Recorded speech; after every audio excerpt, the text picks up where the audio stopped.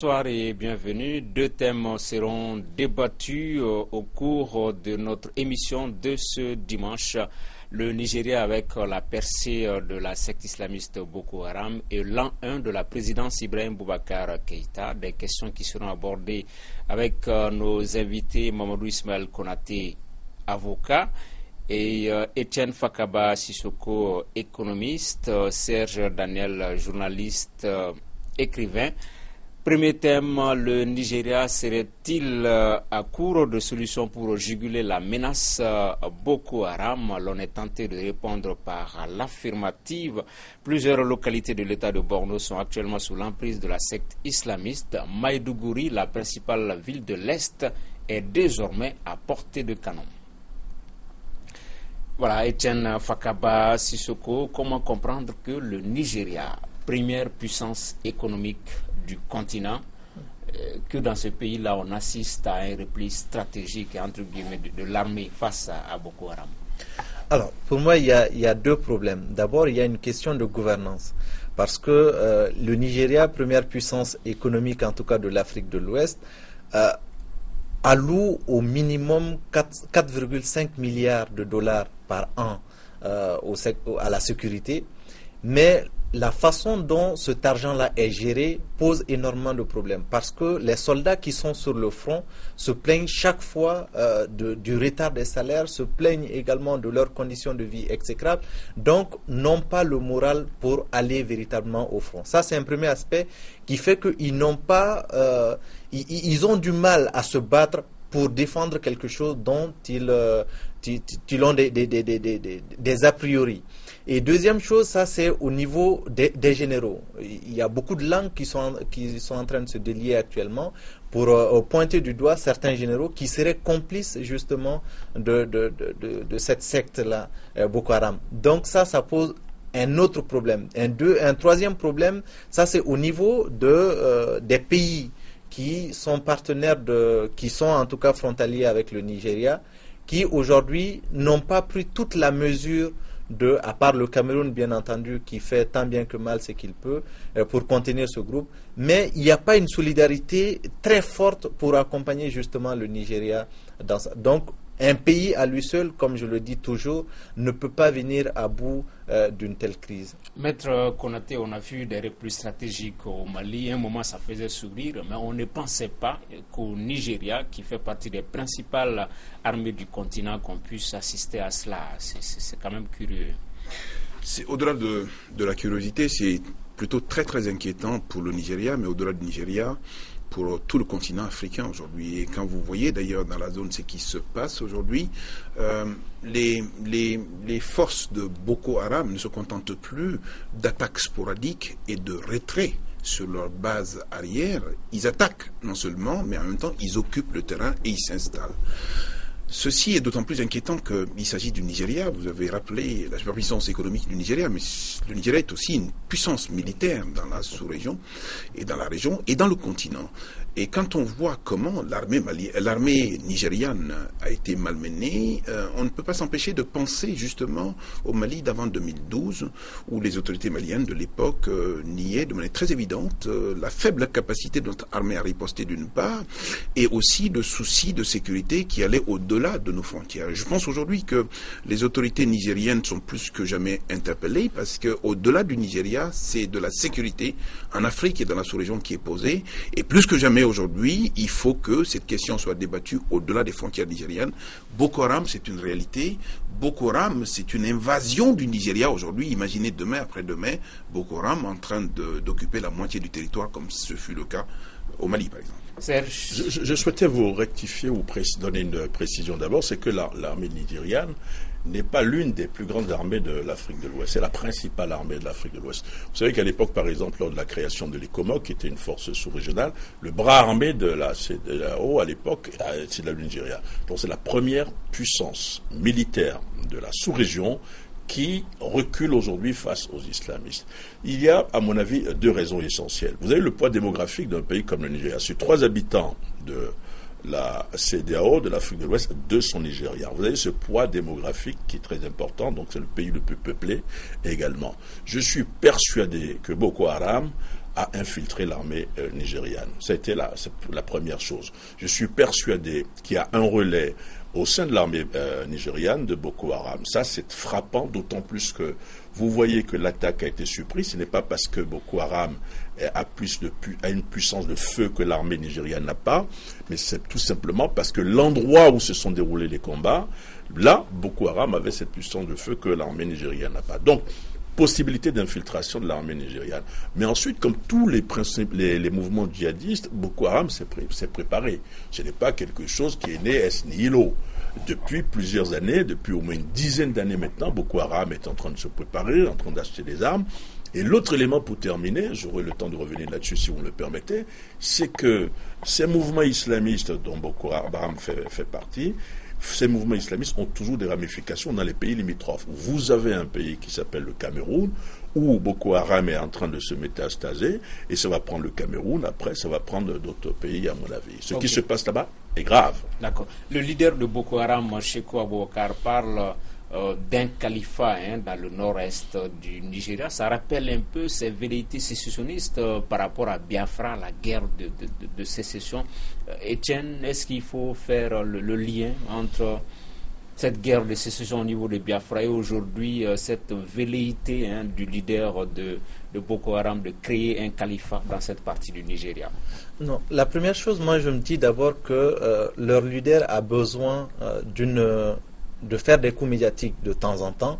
Donc, mais aujourd'hui, s'il veut le faire, rien ne peut l'en empêcher, apparemment. En tout cas, au nord du Nigeria, il peut essayer d'entreprendre cela. Mais à mon avis, ça sera très difficile qu'ils y arrivent.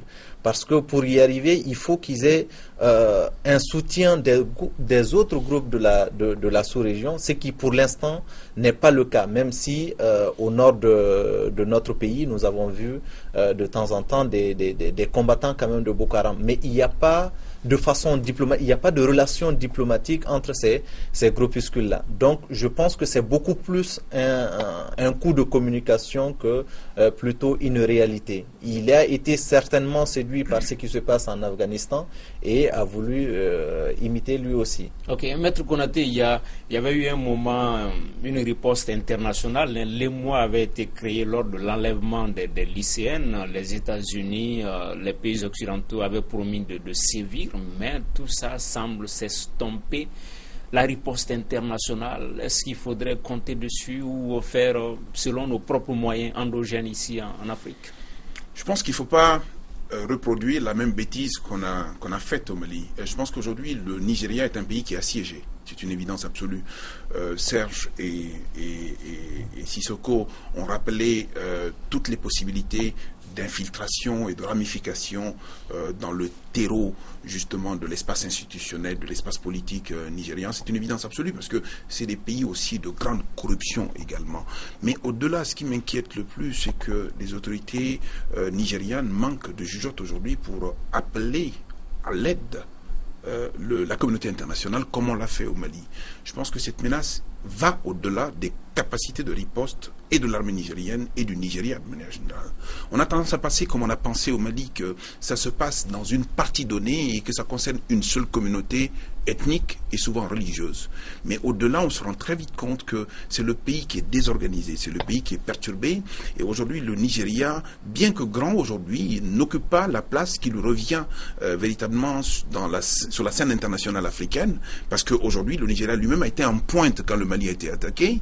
Et je ne sais pas qui d'autre que le Nigeria a la possibilité aujourd'hui d'appeler la communauté internationale. Et la communauté internationale doit suffisamment prendre conscience aujourd'hui que, aussi bien au Nigeria qu'ailleurs, cette menace est une menace mondiale, est une menace universelle, est une menace qui met en péril aujourd'hui tout ce que nous sommes en train de bâtir en termes d'État, en termes d'institutions, en termes de système politique relativement organisé.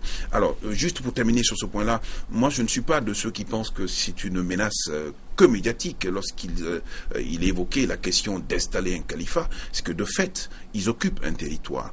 Et la difficulté justement face à ces gens-là, c'est qu'ils viennent sur la base de revendications, non pas politiques, mais religieuses. Et on ne sait même pas par où commencer lorsqu'on doit même commencer une discussion avec eux, un échange avec eux, tellement les demandes sont maximalistes et paraissent incohérentes et déraisonnables qu'on ne sait pas quoi faire, on est totalement démunis. La riposte aujourd'hui, elle doit être militaire. Je pense que la communauté doit se mobiliser pour cela, pour d'abord, un, taire les armes là-bas, deux, anéantir la menace, et troisièmement, entreprendre ce qu'il y a lieu de faire au plan politique. Riposte, oui, allez-y. Ce que je voulais faire observer, c'est que quand le Boko Haram parle de création d'un califat, ils écoutent les informations. Ils savent ce qui se passe dans le monde. L'Irak, par exemple.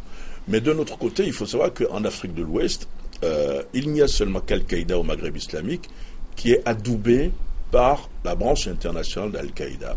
Ce que Boko Haram cherche aujourd'hui, à mon avis, c'est de se faire adouber, c'est de faire allégeance à Al-Qaïda international et de se faire adouber, ce qui n'est pas encore le cas. C'est-à-dire que Al-Qaïda mère ne reconnaît pas encore Boko Haram comme un mouvement islamiste. Donc en parlant de création d'un État islamiste, de califat, c'est peut-être aussi parce que Boko Haram souhaite se faire adouber par Al-Qaïda international, et je voulais le dire. Ok. Est-ce qu'il faudrait aussi craindre cette connexion, puisqu'il y a un peu l'international islamiste, on parle de Boko Haram, on parle de El-Shebab, on parle de Al-Mourabitoun. Est-ce qu'il faut craindre que tous ces groupes-là soient en connexion? Ça peut être un danger, source de déstabilisation. Je suis persuadé qu'il y a un début de connexion entre ces différents groupes. Déjà, entre Al-Qaïda au Maghreb islamique et Boko Haram, il y a une connexion. Je me souviens à l'époque de la rébellion, des mouvements de la prise du nord, de contrôle du nord du Mali par les mouvements islamistes. Je me suis rendu à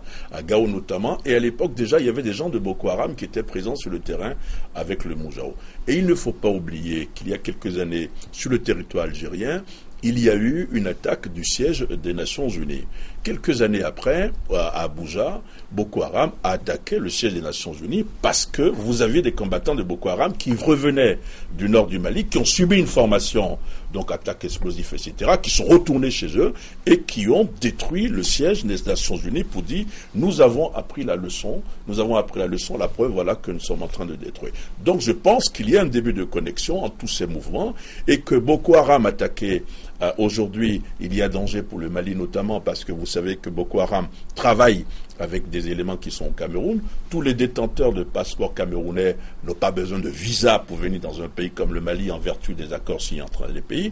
Donc vous allez avoir des gens de Boko Haram qui vont prendre illégalement le passeport camerounais, prendre l'avion, venir au Mali, ils n'ont pas besoin de visa, ils rentrent, ils montent au nord du Mali où ils font ce qu'ils veulent. Donc je pense qu'effectivement il y a un danger. Moi, je voudrais réagir d'abord sur ce que Maître disait par rapport au rôle de la communauté internationale. D'abord, il faut dire que la communauté internationale a été interpellée justement par les autorités le 3 septembre à l'occasion d'une rencontre du Conseil de sécurité de l'ONU. Et cela est un signe d'abord d'incapacité de l'armée nigériane, ou en tout cas des autorités nigérianes, à proposer des alternatives pour sortir de cette crise. Mais là où je voulais en venir, c'est d'abord du point de vue militaire. Que je cherche, c'est juste l'Afrique du Sud qui produit des armes. Et les armes lourdes aujourd'hui qui sont utilisées dans le cadre de ces conflits-là, que ce soit au Nigeria ou au Mali, ce n'est pas les Africains qui les fabriquent. C'est venu des pays qui sont membres de cette communauté internationale aujourd'hui. Et qui aujourd'hui sont tellement mal économiquement qui sont en train de relancer leur économie à travers justement ces industries d'armement. L'exemple de la France est patent. Donc aujourd'hui, tous ces pays, ces pays-là qui se réclament de la communauté internationale ont plutôt intérêt à ce qu'il y ait ces crises-là un peu partout en Afrique. Et au début, ils avaient peut-être espéré pouvoir contrôler cela, mais l'ampleur que les choses sont en train de prendre avec la création d'État islamique les dépasse. Et il est temps justement que nous prenions des mesures. Et l'une des mesures justement que l'on peut prendre dans ces contextes-là, ce n'est pas de laisser au Nigeria seul, même si, encore une fois de plus, c'est la toute-puissance militaire en Afrique. Ce n'est pas le Nigeria seul qui peut arriver à bout. Parce que l'interconnexion dont Serge parlait tout à l'heure peut faire en sorte que s'ils perdent du poids au Nigeria, ils peuvent se retrouver dans un autre pays, au Niger, au Tchad, etc. Donc il faut mettre en place cette force d'intervention de la CEDEAO dont on a longuement parlé, pour que véritablement il y ait une solution commune, il y ait une vision commune pour nous sortir de cette crise. Est-ce qu'il faut espérer sur cette force sous-régionale, Serge? À quoi devrait-elle ressembler cette riposte sous-régionale, internationale? Puisque l'aspect sous-régional a quand même aussi montré ses limites. Je reste persuadé qu'il faut une riposte sous-régionale et internationale. Mais le tout sécuritaire ne va pas régler la question. Boko Haram, de véritables grappes humaines dans un pays comme le Nigeria n'ont pas à manger, si vous voulez. Il faut développer nos pays. Il faut passer par la gouvernance, si vous voulez éviter l'islamisation d'un pays, si vous voulez éviter que des citoyens, des chômeurs par exemple, ne soient enrôlés dans ces mouvements. Il faut lutter contre le chômage, il faut développer nos pays. Ben, je vais être détonnant, c'est que je reste persuadé également qu'à un moment, il faut négocier avec ces groupes-là. Oui. Parce que vous avez des gens qui se réclament de l'islam. Si, vous êtes un idéologue, pas moi, c'est la différence. Parce que le problème, c'est que vous avez des gens qui se réclament d'une idéologie, qui disent, nous sommes musulmans. Nous sommes musulmans, c'est pour ça qu'on coupons les têtes. Nous sommes musulmans, c'est pour ça que nous enlevons des filles. Il faut leur envoyer des érudits musulmans, comme eux, pour discuter, pour leur montrer que ce qu'ils font, ça n'a rien à voir avec l'islam.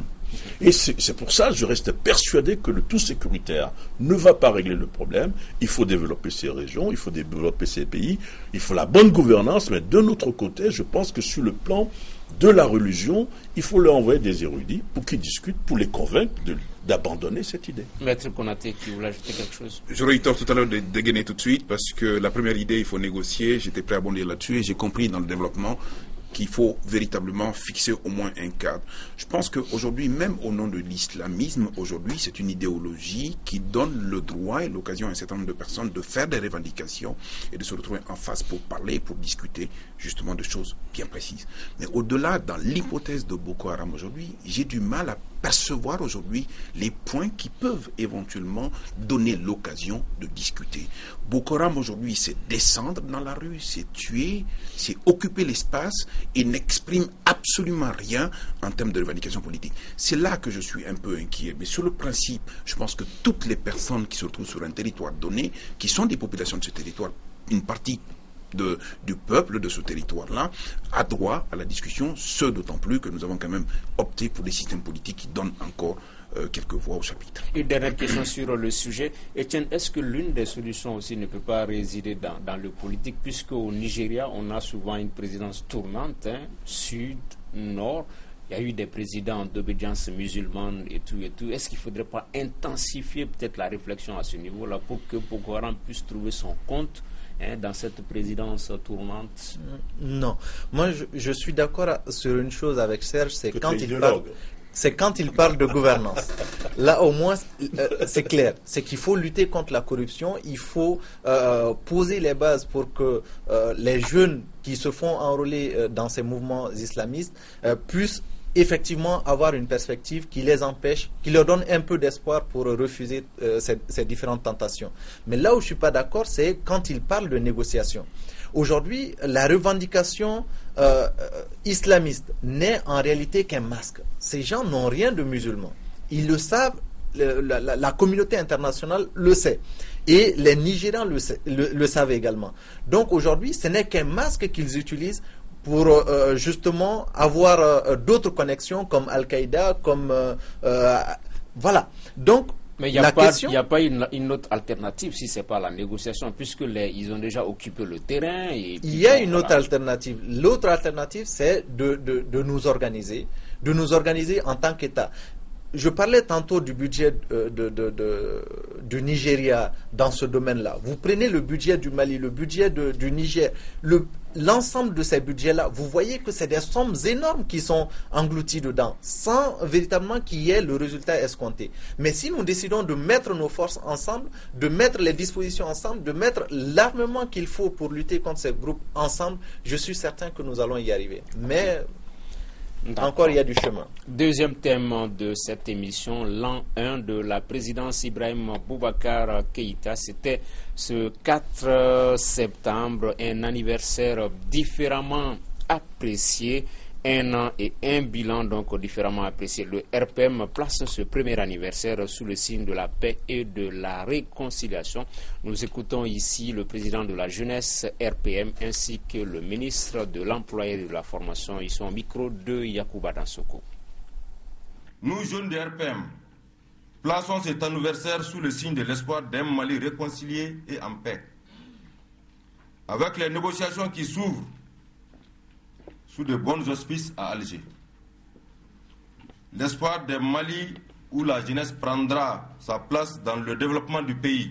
Notre exposé a porté sur des secteurs aussi divers que la situation de la crise au nord, où nous avons parlé de tous les efforts tendant à ramener la paix, une paix définitive, toutes les initiatives qui ont été prises en matière de réconciliation nationale, en matière de reconstruction des zones affectées par le conflit. L'opposition, elle, a organisé des activités à Bamako et Paris. L'opposition qui pense donc que le bilan n'est pas du tout satisfaisant. Ici, nous écoutons un extrait de l'adresse de Tchébile Dramé. C'était au cours d'un meeting à Paris. Il est au micro de Oussouf Diagola. Il n'est pas exagéré de dire que la situation du Mali, aujourd'hui, en septembre 2014, est beaucoup plus grave qu'elle ne l'était en septembre 2013, quand le président prenait fonction. Le président avait toutes les cartes en main pour conduire le pays hors de la crise. Souvenons-nous, son élection a suscité une immense espérance dans le pays. Il a été élu avec plus de 77% des voix. Deuxième carte en main, avant même la validation des résultats par la Cour constitutionnelle, son challenger Soumaïla Cissé s'est rendu à son domicile avec son épouse et ses enfants pour le féliciter. Troisième carte en main, le président, en entrant en fonction, disposait d'un accord de cessez-le-feu, l'accord préliminaire de Ouagadougou, qui a permis son élection, par lequel accord les groupes qui voulaient l'indépendance, qui voulaient instaurer un émirat islamique au nord du Mali, ces groupes ont accepté non seulement l'intégrité du territoire national, l'unité nationale, mais la forme laïque et républicaine de l'État. Enfin, il avait un solide soutien international. Voilà, on va faire un tour de table, un mot pour résumer c'est les 12 mois de Ibrahim Boubacar Keïta à Koulouba, avant d'entrer dans des secteurs précis. Etienne Fakaba Sissoko. Moi, je ne suis pas surpris. Surpris dans la mesure où il a été élu sans programme véritable, sur la base de slogans creux pour l'honneur du Mali, pour le bonheur des Maliens. Et on le voit, une année passée, on le voit que l'espoir que ça avait suscité, c'est la déception de la même hauteur aujourd'hui à laquelle on assiste. Donc je ne suis pas surpris de ce résultat. Maître Konaté, un mot pour résumer les 12 mois. 12 mois, c'est court. Mais 12 mois, c'est assez indicateur justement des perspectives pour les 4 années à venir. Je pense que plus que jamais, il y a lieu de s'interroger. Il y a lieu de se poser un certain nombre de questions par rapport aux perspectives qui doivent s'ouvrir aujourd'hui. Je pense que le peuple du Mali est légitimement dans une certaine attente et cette attente aujourd'hui a besoin d'être comblée au-delà de ce que peut nous dire l'opposition ou la majorité. Je pense qu'il y a une attente qui doit être comblée et ça, le peuple a encore les yeux ouverts et attend. Serge Daniel. Je dirais que ça évolue en dents de scie. Pour moi, il y a eu 3 étapes, à mon avis. La première étape, le président prend le pouvoir, passation de service, il annonce l'ouverture de grands chantiers. Je l'avais dit à l'époque, ça c'était le grand discours. Alors, il y a eu la méthode qui n'a pas suivi, essentiellement, pendant 1 an. Le ciel ne nous est pas tombé sur la tête, c'est évident. J'espère qu'on reparlera de son grand entretien avec vous, notamment tout à l'heure. Mais je pense que cette fois-ci, c'est fini, c'est-à-dire qu'il faut changer de cap. Voilà ce que je pense. Voilà. Est-ce que si l'on se réfère aujourd'hui au sentiment général, c'est pas dû au fait que les 77%, la plupart du temps, c'est un vote populaire, la paysannerie, le marché, l'informel, c'est des personnes auxquelles on ne peut pas dire attendez, il faut 1 an, 2 ans pour que le pays soit relancé, puisque la plupart du temps, c'est les gens qui pensent que si le président est à Koulouba le lundi, à partir du mardi, tout leur problème est réglé. Est-ce que cela ne peut pas expliquer aussi un peu la forte attente, la relative déception aujourd'hui? Non, on savait que l'on sortait d'une crise assez difficile, crise institutionnelle, crise politique, et que les choses allaient avoir du temps à se mettre en place, en tout cas dans un certain nombre de domaines. Mais là où on était convaincu, c'était par rapport, d'ailleurs son premier discours en témoin, c'était par rapport à la restauration de l'autorité de l'État. C'était par rapport à la lutte contre la corruption. C'était par rapport au recouvrement de l'intégrité du territoire malien, ou en tout cas des pistes fortes pour nous rassurer. C'est ce qui a manqué pendant ces 12 mois-là.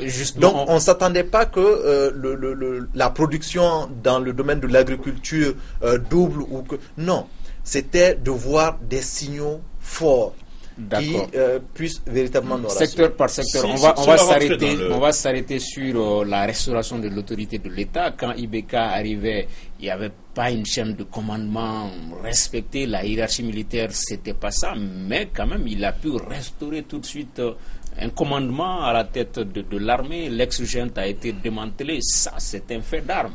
Ce qui était capital, Étienne, je te prends la parole.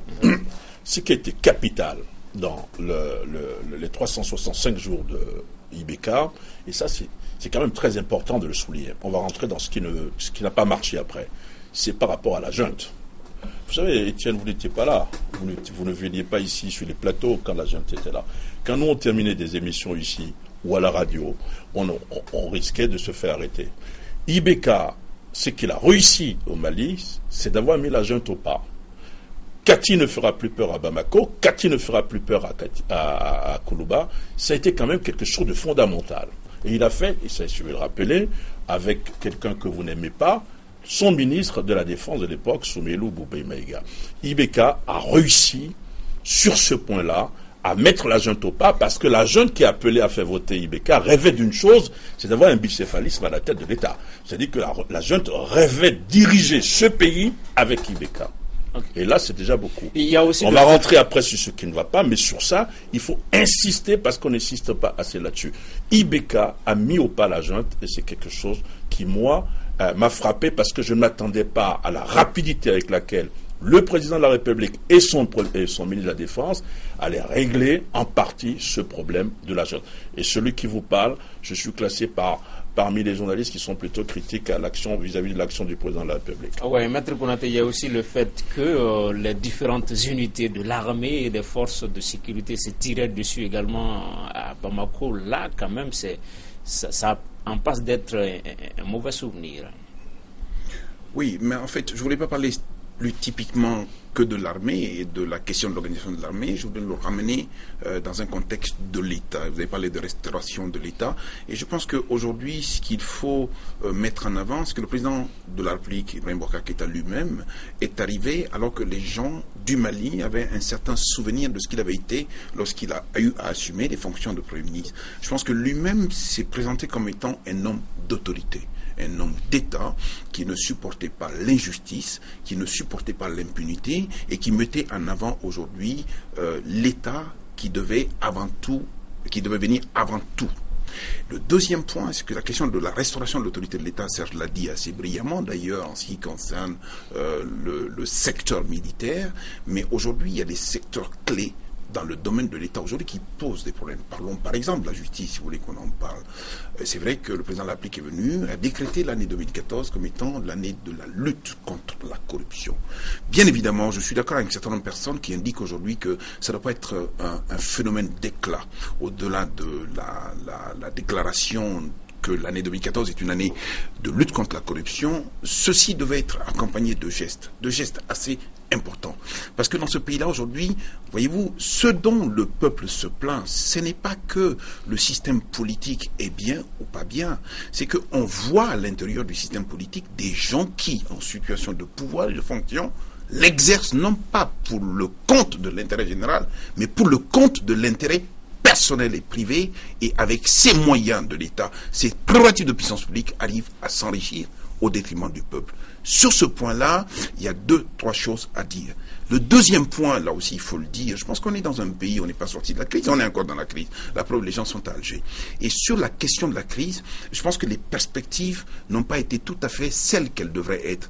On est sorti justement de ces accords de Ouagadougou dans des conditions assez difficiles. On a pris le risque, justement, d'enjoindre au chef de l'État, en arrivant, de régler un certain nombre de questions dans des limites de temps qui étaient insoutenables. Ce d'autant plus que lorsqu'on avait demandé au président de la République de négocier dans les 60 jours à venir, on n'avait pas pris bon soin quand même d'exiger des groupes armés qui soient désarmés et cantonnés, par exemple. Ceci a rendu les choses difficiles. L'environnement dans lequel on évolue a rendu les choses difficiles. Mais je pense qu'il est demandé au président de la République aujourd'hui, c'est qu'au-delà du style de gouvernement, au-delà de la parole de gouvernement, le peuple du Mali demande des actes. Et le peuple du Mali est à l'affût justement d'un type de gouvernance qui soit des plus transparents, qui soit le peuple du Mali exigeant justement sur ces questions-là. Et là, c'est une étape nouvelle qui commence. Etienne, ensuite on va parler du Nord, de la gestion de la crise du Nord. Et c'est là où je veux commencer pour dire à Serge que il ne s'agit pas de faire une justice à deux vitesses. Aujourd'hui, la question, ce n'est pas de démanteler comment vous l'appelez déjà? Non, la junte. Vos amis de la junte. L'ex-junte. Ce n'est pas ça la question. Aujourd'hui, la question, c'est de savoir est-ce que cette autorité dont on a parlé, à savoir que le système politique, le système économique mafieux que nous avons connu pendant ces 20 dernières années, dire que moi, IBK président, voilà, c'en est terminé. Voici une nouvelle ère qui commence pour le peuple malien. Et ça devait commencer par la lutte implacable contre la corruption. Ce n'est pas encore le cas. Les marchés douteux sont en train de se faire à longueur de journée. Et il arrive même que le président de la République soit impliqué dans ce genre de procès. Non. Et deuxième chose que je voudrais dire... L'entourage, non. Et deuxième chose... Vous n'avez aucune Tangara, non. Si vous permettez... Non, Sari, soyons d'accord. Peut-être l'entourage du président, on va en parler, mais c'est quand même trop direct de dire sur une antenne, le président lui-même, c'est une institution. Okay, allez-y, on est d'accord sur ça. Aujourd'hui, tourner la page des 20 dernières années, c'était aussi tourner la page de ceux-là qui ont créé des problèmes à ce pays-là, les caciques. Et aujourd'hui, qu'est-ce que IBK a fait en venant au pouvoir? Dans son premier gouvernement, c'est de faire appel à ces gens qui étaient au placard et de les mettre aux affaires. C'est de faire appel à des gens de sa famille pour les mettre aux affaires. Encore le népotisme revient. C'était cette méthode de gouvernance que le peuple malien ne voulait plus. Donc restaurer l'intégrité, restaurer l'autorité de l'État, c'était d'abord poser ces actes-là. Aujourd'hui, ce n'est pas uniquement ces personnes que Serge est en train de décrier, mes amis de la junte. Oui, c'est mes amis de la junte qui sont aujourd'hui à la base des problèmes. Ils étaient en confrontation avec d'autres qui ne sont aujourd'hui pas inquiétés. D'accord. Ok, on va revenir dessus. Moi, je dis ça à faire la justice. Je dis ce qui ne va pas. Je dis ce qui n'a pas fonctionné pendant ces 365 jours. C'est d'abord le gouvernement. Dans le gouvernement, vous avez des ministres jeunes. Certains sont brillants, mais d'autres n'apprennent pas vite. C'est-à-dire qu'il a manqué au président de la République, à mon avis, de remanier à plusieurs fois, c'est à plusieurs reprises, même si ce sont des remaniements techniques. Ça ne fonctionne pas dans le gouvernement. La marche de l'État ne fonctionne pas pour ça. Je sais ce qui se passe un peu dans la... Ensuite, on a parlé de la famille présidentielle. Le président de la République s'est exprimé récemment. J'espère qu'on aura un mot à dire sur l'entretien qu'il vous a accordé récemment. Il a expliqué que c'est le droit de son fils de se soumettre au suffrage universel. Oui, d'accord. C'est le droit du beau-père de son fils d'être candidat au perchoir. Oui, d'accord. Mais le problème, c'est qu'on n'était pas habitué à ça au Mali. C'est-à-dire que la Vox Populi n'était pas habituée à ça dans un contexte ou dans un autre. Ce qui n'a pas fonctionné aussi, et je l'aimerais bien m'arrêter là pour donner la parole à Étienne ou à Maître, parce qu'Étienne est en train de me fusiller du regard, c'est que le président de la République nous a dit, par exemple, on va restaurer l'État, la restauration de l'autorité de l'État. On n'a pas pu restaurer pendant les 365 jours l'autorité de l'État. Vous avez vu par exemple un week-end, il y a eu une grande campagne qui a consisté à arrêter tous les véhicules de l'État qui circulaient illégalement, mais 3 jours après, les mêmes véhicules ont été rendus aux propriétaires et on les voit circuler à nouveau. Vous voyez toujours des véhicules de l'État qui, le week-end, vont dans des champs, par exemple. Donc, si vous voulez restaurer l'autorité de l'État, il faut pouvoir régler ces problèmes-là. Ok, Maître Konaté, est-ce que l'une des équations pour le président aussi, c'est pas de se faire entourer par l'entourage. Le président, il a certes une vision, il peut être de très très bonne foi, mais pour mettre en application cette volonté-là, il faut un entourage, il faut des collaborateurs. Est-ce que l'une des équations, l'un des problèmes, c'est pas à ce niveau-là aussi? Bien évidemment que le président n'est que le président. Il est homme et il n'est entouré que de gens qui doivent l'accompagner dans le cadre de la mise en œuvre de sa politique, celle sur la base de laquelle il a été élu. La question des hommes se pose, au-delà de l'entourage du président de la République, la question des hommes se pose dans notre pays de manière générale. La qualité de la ressource humaine aujourd'hui laisse à désirer, ce d'autant plus que quand on n'a pas de reproches à faire au plan technique, on a quelques reproches à faire au plan moral. C'est de tout cela justement qu'il faut que l'on réfléchisse davantage. Il ne s'agit pas simplement pour le président de la République de restaurer l'autorité de l'État. Je pense qu'il faut réfléchir justement à ce type d'État que nous avons depuis si longtemps, qui est à l'origine de toutes les défaillances dans notre pays, des défaillances humaines, des défaillances au niveau de développement, de la question de l'autorité de l'État, de la question de la justice.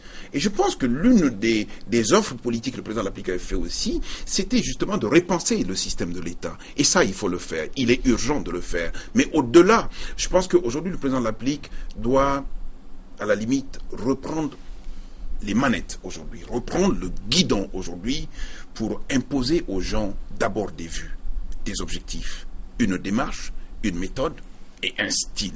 Cela, les gens en ont besoin aujourd'hui. Vous savez, chaque fois que ça ne va pas bien dans le pays, on a tendance à regarder à gauche et à droite, on ne voit personne d'autre que le président de la République, parce que c'est l'élu du suffrage universel aujourd'hui. Le Premier ministre est dans un système d'équipe de gouvernement aujourd'hui où techniquement il est là parce qu'il a été mis en place, mais au-delà, la première responsabilité politique, c'est celle du président de la République. Le peuple du Mali aujourd'hui s'interroge, le peuple du Mali aujourd'hui est rentré en introspection, et je pense que le président de la République qu'on a à la tête de l'État aujourd'hui doit être capable de pouvoir entendre tous ces messages-là, doit être capable de pouvoir les assimiler, les appréhender, doit être capable aujourd'hui, en termes d'offres politiques, de donner aujourd'hui de l'espoir à ce peuple-là, et ce peuple en a besoin. Bon, on est en droit. Ok, d'accord. On avait parlé du Nord également. Ce qui n'a pas fonctionné dans le Nord, c'est que le président, j'ai parlé tout à l'heure d'évolution en dents de scie.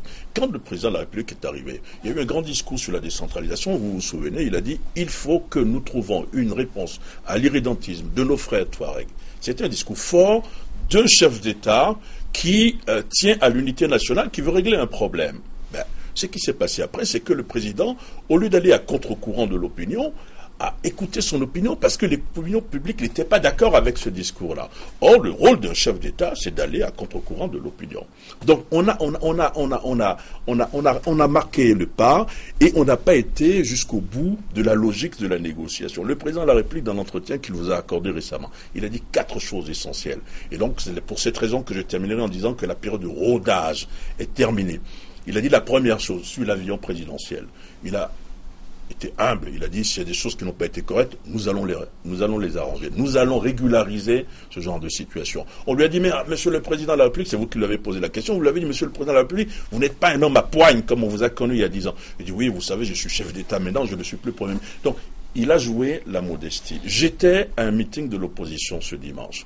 L'opposition, le président de la République a une chance, c'est qu'il est une opposition responsable, qui ne demande pas son départ, qui demande tout simplement à participer à la construction de ce pays. Le président de la République doit écouter, à mon avis, cette opposition-là. Justement, Etienne, on parlait de problèmes de collaborateurs, de ressources humaines. Comment comprendre que dans un pays où il y a quand même des procédures claires et nettes de passation de marchés publics, le Mali puisse subir une humiliation de la part d'une institution comme le FMI, par exemple?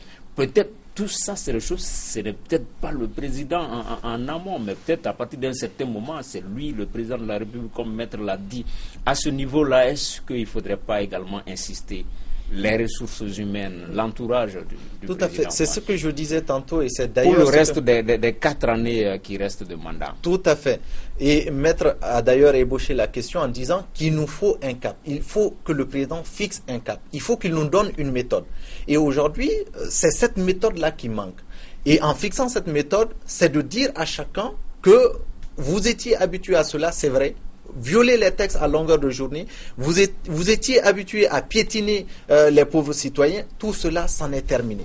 Donc, revêtir le vêtement qu'on lui connaissait quand il était premier, c'est de ça dont on a besoin aujourd'hui. Parce que nous sommes dans un gouffre tel que il est impossible que nous sortions avec des mesurettes en caressant simplement. J'ai signé une tribune dans les journaux de la place il y a 2 jours. Ah, je l'ai pas vu. Moi, je l'ai vu. Voilà, où je propose justement pour relancer l'économie, parce que c'est de ça dont il est question. Tous les problèmes dont nous avons aujourd'hui, c'est des problèmes économiques, au-delà de la question du Nord. Donc, arriver à alléger le poids au niveau des familles, On va venir aux solutions et aux perspectives, mais je voulais juste poser la question à Maître, si ces 12 mois, la grève de l'UNTM, les récriminations, les cris de cœur du Malien lambda, si tout cela ne va pas constituer, pas un électrochoc, mais une source de se reprendre pour le reste du quinquennat. Oui, je pense que, je ne sais même pas si vous n'avez pas utilisé ce mot-là, électrochoc, à l'occasion de l'interview du président Laplique. Je voulais dire que j'ai suivi en partie cette interview-là. Je voudrais vous féliciter, vous et votre collègue de l'OATM, Youssouf Touré, pour dire aujourd'hui combien dans ce pays, quand on veut, on peut. Je pense que vous avez eu le président Laplique en face, vous lui avez posé toutes les questions que vous vouliez lui poser, et dans une liberté absolue et totale. Et bravo pour notre pays et pour les journalistes que vous êtes. Au-delà, je ne sais même plus la question qui m'a été... Électrochoc. Oui, mais bien sûr. Non, vous savez, 1 an c'est court, je le disais. Et puis 1 an, il ne faut pas être très très sévère à l'endroit du gouvernement, à l'endroit du président Laplique, au regard du contexte de notre pays qui est dans la crise encore, et qui est dans une crise profonde. Mais le deuxième point, je reviens encore sur des propos que j'ai dit pour essayer de les dire de manière beaucoup plus nette aujourd'hui. Le président Laplique est venu sur la base d'un espoir. Et cet espoir-là, le peuple l'a mûri légitimement. Et ce peuple qui est aussi composite que les 77% de paysans, d'ouvriers, de cadres d'entreprises, de fonctionnaires, d'un ensemble de personnes aujourd'hui, ont des intérêts qui sont à la fois composites mais très précis. Ils veulent simplement vivre dans un pays de paix. Ils veulent vivre dans un pays où, au bout d'une activité économique, ils peuvent gagner de l'argent, leurs revenus. Ils veulent être logés, ils veulent être soignés, ils veulent que leurs enfants partent à l'école le plus normalement du monde. De ce point de vue-là, je pense que le président Laplique a dû entendre sans doute, et le président que je connais par ailleurs ne peut pas ne pas entendre ce type de message. Et deuxièmement, au bout d'1 an, ce qu'on attend aujourd'hui, au-delà du cap, c'est véritablement que le père de famille qu'il est, le chef de l'État qu'il est, puisse donner des signaux très forts aux gens aujourd'hui en disant que ce pays va être désormais un pays de justice. Mais en le disant, il ne suffit pas de le dire. Moi, j'ai fait le tour du Mali justement sur la question justice. Je me rends compte aujourd'hui qu'on est très sévère vis-à-vis des gens de justice, notamment les magistrats, mais l'État ne fait absolument rien pour les magistrats pour qu'ils soient capables aujourd'hui de pouvoir rendre la justice. 0,46 de notre budget national est affecté à la justice, là où dans le cas de l'UEMOA, il y a 2%. Moi, j'ai vu des institutions de justice, des structures de justice, des gens de justice complètement délabrés dans notre pays. Sur cette base-là, que la lutte contre la corruption soit une réalité, elle ne peut l'être que lorsque l'on dote la justice de moyens efficaces à ce niveau. Pour le reste, mes réponses sont réservées. Le deuxième point dans ce pays, il faut que l'impunité ne règne plus.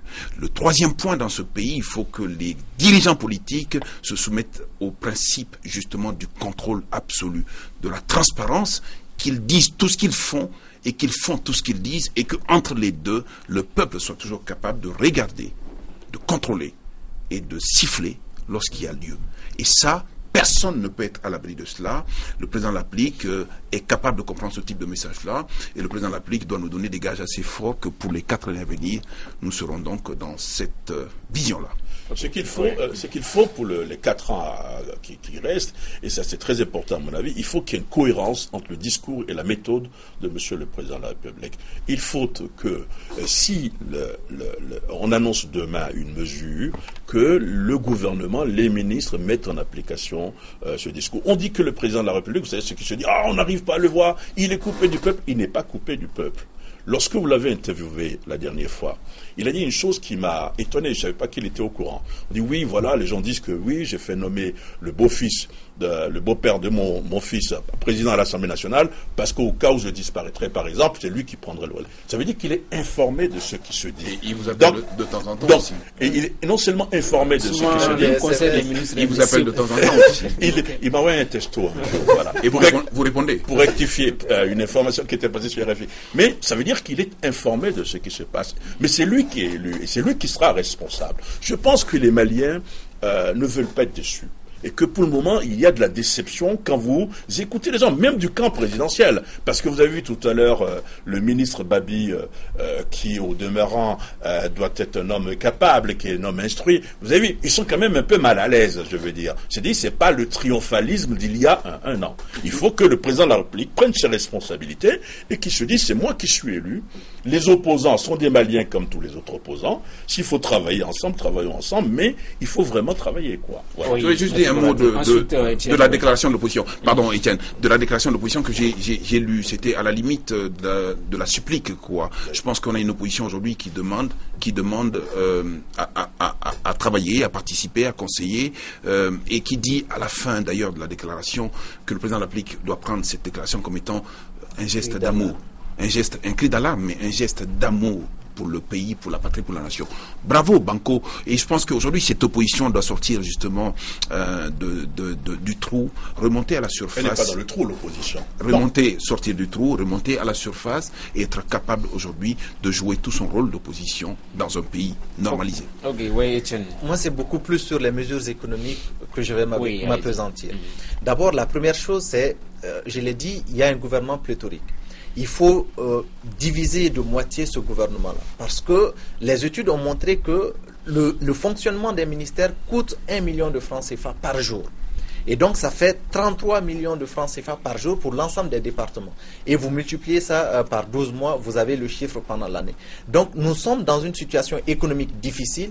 Il faut donc réduire ce gouvernement, d'autant plus que les résultats que nous attendons de ce gouvernement ont du mal à apparaître. Deuxième chose, ça c'est au niveau des réductions que nous pouvons faire au niveau du budget de l'Assemblée nationale. L'Assemblée nationale a aujourd'hui plus de 9 milliards de budget. Et les députés ne travaillent que 165 jours dans toute l'année. Ce qui fait qu'ils ont 810 millions de francs CFA de primes, etc. 3 milliards de primes, 3 milliards de frais de voyage. Donc, des réductions considérables peuvent être effectuées sur l'ensemble de ces volumes budgétaires en organisant simplement des sessions extraordinaires tous les 2 mois ou tous les 3 mois. Et ça nous permettra de mettre de côté plus de 5 milliards. Troisième mesure que nous pouvons envisager, c'est au niveau de la fiscalité. Aujourd'hui, il est question pour le gouvernement d'augmenter l'assiette fiscale, ce qui est totalement insensé dans le contexte où nous nous trouvons. Parce que nous avons besoin d'attirer les investisseurs étrangers, et ces investisseurs ne viendront que lorsqu'ils ont la garantie que sur place, les conditions sécuritaires sont réunies, ils ont la garantie que le climat des affaires est propice pour leur permettre de s'installer. Donc, augmenter aujourd'hui l'assiette fiscale revient à remettre en cause cette politique de relance dont nous avons besoin. Donc il faut plutôt encourager les entreprises à réduire leurs coûts au niveau de la production pour pouvoir leur permettre justement d'enchaîner. Il y a énormément de mesures. Ceux qui ont envie de le voir peuvent le trouver sur Internet ou dans les journaux si Serge en a besoin. Il y a 9 mesures. On va le mettre sur la page Facebook également du débat du dimanche. Voilà. Maître Konaté, je voulais vous poser cette question. Lorsqu'il a fait le bilan de ces 12 mois, on a vu un président beaucoup humble qui a reconnu ça et là certains manquements, certaines insuffisances. Dans la sociologie du Malien, lorsqu'on reconnaît certains manquements, il y a beaucoup de chances que les gens puissent prendre la chose avec beaucoup de philosophie. Est-ce que c'est de bon augure pour le reste du quinquennat du président Ibeka? Je pense moi je l'ai trouvé très, sous le coup de l'émotion, je l'ai trouvé très humble, je l'ai trouvé plutôt assez peuple. Et je pense aujourd'hui que si j'étais à la place du président de la République, j'aurais dit simplement, je vous ai entendu, je vous ai suffisamment entendu et je reconnais mes torts et je vous assure que je ferai mieux et nettement mieux. C'est à peu près ce qu'il a tenté de vous dire, et c'est vrai, sous votre perspicacité, vous êtes allé au fond des choses et vous l'avez débusqué sur pas mal de choses. Et je pense que si ce n'est pas un mea culpa de n'avoir pas été à même de combler les attentes des gens, ça n'est presque. Et de ce point de vue-là, je pense qu'une nouvelle page peut s'ouvrir. Il a joué sur le sentiment. Aujourd'hui, c'est pas du sentimentalisme. C'est pas le genre. Sissoko, c'est pas le genre de personne à jouer sur du sentiment faussement. Je pense que moi, j'ai vu en lui une certaine émotion, Serge aussi, une certaine humilité, c'était évident. Et je pense qu'il a joué le jeu des journalistes. Il s'est débusqué. Moi, je voulais ajouter quelque chose qui m'a touché lors de cet entretien. C'était vraiment important. Il a parlé librement. Vous avez parlé librement, même si au début, M. Tangara était un peu timide. Mais ce qui a été dit par le président de la République qui m'a... Oui, je vous déstabilise. C'est que il était vraiment modeste. C'est vraiment une qualité que on ne lui reconnaissait pas tout le temps, disons les choses clairement. L'histoire de l'avion, il est revenu là-dessus. Il a dit si nous avons fait des choses qui ne sont pas droites, nous allons les arranger. Maintenant, il faut, je le répète, que entre le discours et la méthode, il y ait une cohérence. Et de ce point de vue, il sera suivi comme du lait sur le feu. Oui, ce n'est pas le discours qui a manqué depuis son élection jusqu'à maintenant. Ce n'est que des discours de toute façon qu'on a entendus. Donc aujourd'hui, ce dont nous avons besoin, c'est des actions. Et ces actions, c'est lui qui peut l'impulser justement à travers une nouvelle équipe à la place de l'équipe mourante que nous avons. Parce que pour le Malien lambda, le seul responsable, le principal responsable, c'est lui, le président de la République. Merci d'avoir suivi ce numéro du débat du dimanche. Nos invités étaient Mamadou Ismaël Konaté, avocat, Etienne Fakaba Sissoko, économiste, et Serge Daniel, journaliste, écrivain, qui a lancé un site, 30 secondes, un mot là-dessus. Maliglobe.com, ça s'appelle, c'est pour l'information dans le Mali, dans le Sahel et dans le monde. On va aller plus loin. Maliglobe.com. Voilà. Merci d'avoir suivi et à dimanche prochain pour un autre débat.